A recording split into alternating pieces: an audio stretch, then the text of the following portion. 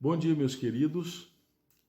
Hoje eu escolhi como tema da nossa reflexão o que poderíamos chamar de ser ou fazer, ou a diferença entre ser e fazer. E eu quero tomar por base o encontro e o diálogo de Jesus com um jovem rico, que está registrado em Lucas, no capítulo 18. O texto da palavra de Deus diz assim: certo homem de posição perguntou-lhe: bom mestre, o que farei para herdar a vida eterna? Respondeu Jesus: por que me chamas bom? Ninguém é bom senão um, que é Deus. Sabes os mandamentos: não adulterarás, não matarás, não furtarás, não dirás falso testemunho, honra teu pai e a tua mãe. Replicou ele: tudo isso tenho observado desde a minha juventude. Ouvindo, Jesus disse-lhe: uma coisa ainda te falta. Vende tudo o que tens, dá-o aos pobres e terás um tesouro nos céus. Depois vem e segue-me. Mas ouvindo ele essas palavras, ficou muito triste, porque era riquíssimo. E Jesus então se volta para os seus ouvintes e diz: quão difícil entrarão no reino de Deus os que têm riquezas. A primeira coisa que é importante a gente destacar é que Jesus não está condenando a riqueza. Ele não disse ao jovem que estava errado ele ser rico, não é? O que ele percebeu é que o coração do jovem estava na riqueza. Como eu disse, há uma diferença enorme entre a gente fazer as coisas e a gente ser perante Deus. Aquele jovem, ele demonstrou claramente na pergunta que ele não se sentia necessitado daquilo que Jesus Cristo podia fazer por ele. Ele falou: o que eu posso fazer para herdar a vida eterna? Como é que eu compro? Como é que eu pago? O que eu faço para compensar esse favor? Né? Até porque eu tenho, certamente, o coração dele era isso. Até porque tudo que o Senhor pedir para eu fazer, eu tenho condição de fazer. Eu posso fazer, eu posso comprar, eu posso pagar, eu posso controlar, eu posso influenciar. Eu sou importante, eu sou de posição. O que eu tenho que fazer? E é interessante que a posição daquele rapaz ele demonstra, ele revela claramente a religiosidade que as pessoas imaginam depender para agradar a Deus. E fazer a vontade de Deus, então, seria cumprir um ritual, né?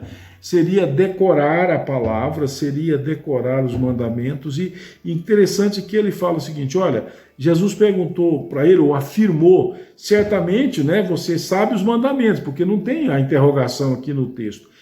Não adulterarás, não matarás, não dirás falso testemunho. E ele replicou: tudo isso tenho observado desde a minha juventude. Eu sou religioso. Eu sou carola. Né? Eu sei todos os mandamentos e eu tenho observado desde a infância. E Jesus falou: então você vai vender o que você tem. O que Jesus quis demonstrar aqui é que quando uma coisa ocupa o lugar de Deus no nosso coração, isso é idolatria. Isso rouba a glória de Deus. O pecado que entrou no coração do homem e entrou por meio da sensação, né? Entrou por meio da percepção de grandeza, de um encontro consigo mesmo provocado pelo inimigo, né? A Eva foi desafiada a não obedecer a Deus sobre a indução de que ela era perfeita tanto quanto Deus e sábia tanto quanto Deus, e ela poderia experimentar coisas extraordinárias com os seus próprios recursos, com a sua própria capacidade, com as suas habilidades e assim por diante. E essa intuição, né, essa autoestima tem acompanhado o homem, e todas as vezes que ele confronta com as coisas de Deus, essa força da autoestima, né? Esse monstro que tem dentro de nós, toda vez que nós defrontamos com as coisas de Deus, ele aparece. Aquele jovem, quando ele tem o propósito de ir para Deus e de aproximar-se de Jesus, e ele chama Jesus de bom, ele tinha um conhecimento, obviamente, da lei, né? E Jesus, então, percebe que no coração dele, na verdade, havia um Deus próprio dele, que ele tinha criado, que era a riqueza, que eram os seus bens. Então, Jesus o convida a, então, se é esse o propósito dele, seguir a Jesus, a herdar a vida eterna por meio da intermediação de Jesus. Se esse era o propósito, então ele tinha que renunciar àquilo que estava no seu coração para dar lugar ao reino de Deus. E a Bíblia diz então que ele, sendo muito rico, ficou triste e resolveu não aceitar a proposta de Jesus. Jesus está muito mais interessado nas atitudes do nosso coração do que naquilo que nós podemos fazer.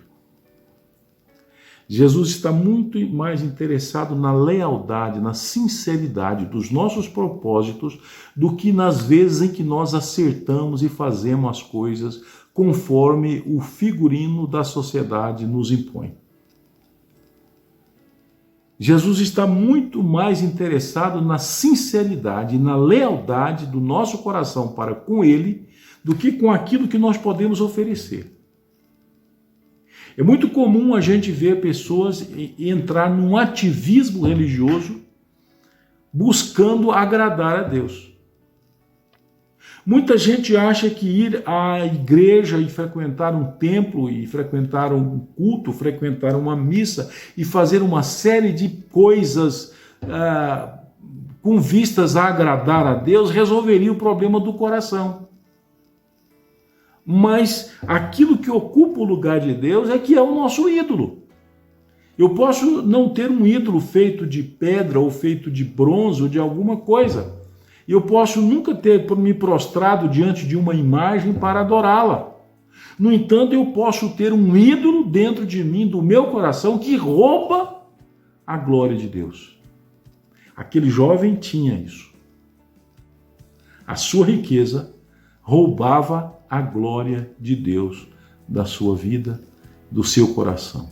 E por isso, ele não teve o encontro esperado e necessário com o Senhor Jesus Cristo. Retire os ídolos do seu coração, seja a riqueza, seja a beleza, seja lá o que for, que estiver ocupando o lugar de Jesus, limpe o seu coração. Limpe o seu coração. Aquilo que ocupa o lugar de Jesus é idolatria.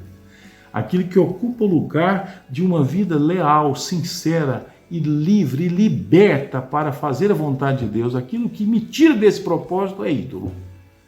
E o ídolo, ele tem um problema, ele suga o que é bom em mim.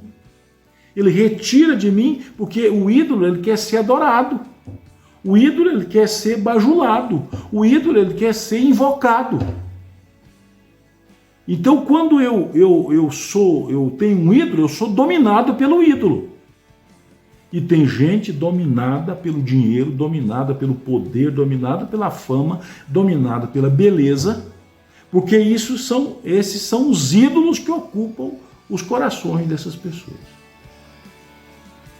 Então, eu queria convidar você a despojar-se de todos os ídolos que porventura estejam dominando a sua vida e ocupando o lugar de Jesus, para convidá-lo a entrar na sua vida. E você vai ser, então, aquilo que ele quer. Depois você faz. Depois a vontade de Deus vai mostrar o que você deve fazer. Mas, por enquanto, ele quer que você seja aquilo que ele projetou para que você fosse. Ou aquilo que ele projetou para que você pudesse ser. Um bom dia, que Deus guarde a sua casa, o seu coração, a sua mente e lhe dê firmeza para irromper-se contra os ídolos que dominam o seu coração, a sua mente e a sua vida como um todo. Em nome de Jesus. Amém.